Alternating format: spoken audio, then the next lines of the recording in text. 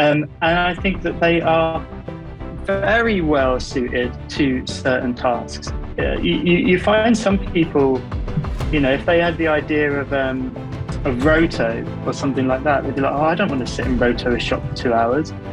And then there's other people who might love to roto a shop for 2 hours.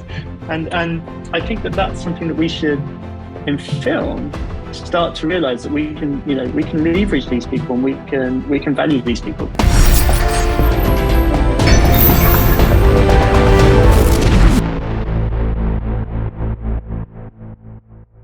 My brother works at JP Morgan, like a big bank, and he told me, he's like, oh, do you know at JP Morgan we actually have a whole HR department that specializes in employing autistic people, because for some jobs they're better, right? They're better.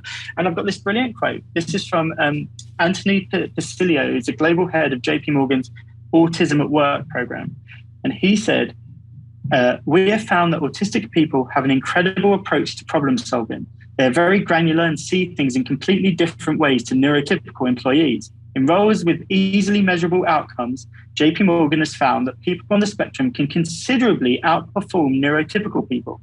In one technology role, the bank found that employees in the program could complete tasks in a queue between 90% and 140% more productively than their neurotypical colleagues, and with zero errors, which is almost unheard of.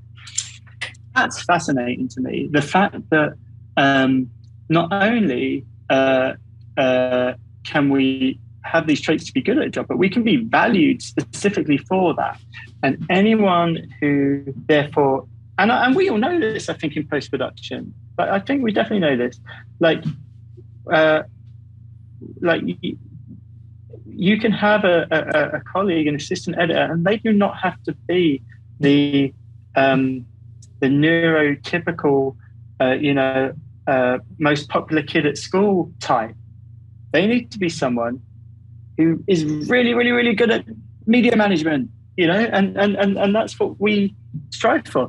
I found a VFX company that I've been working with in Los Angeles called Exceptional Minds, and they're an academy that then become a studio, and the academy is for young people with autism who can go and learn VFX, and then they graduate up and they become members of the studio, and they provide VFX shots. They're a VFX vendor, and I think that they are very well suited to certain tasks. You find some people, if they had the idea of roto or something like that, they'd be like, oh, I don't want to sit and roto a shop for 2 hours.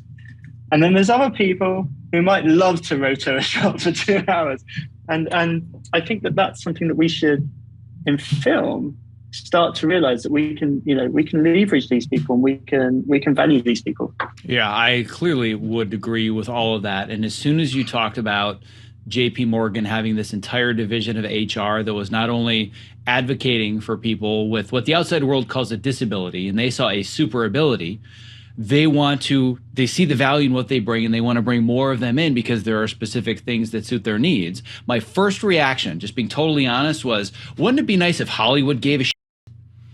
Because Hollywood doesn't have HR departments, and at least unless you work for the studio at the executive level, we're just cogs, right, that they hire project from project to project. And anybody that works on the crew side, we don't have HR. There is no such thing. I can't go to an HR department and say, we should build this advocacy department to hire more autistic people to be assistant editors and media manage, because they're like, well, we just hire show by show by show, and they don't have a post-production department cutting TV and films for Sony or Warner Brothers or Disney or whatever. So it's infinitely more complex, but I wish that more people had this mindset of not just saying, well, according to, at least here in the States, the ADA, the American Disabilities Act, we're going to have to accommodate.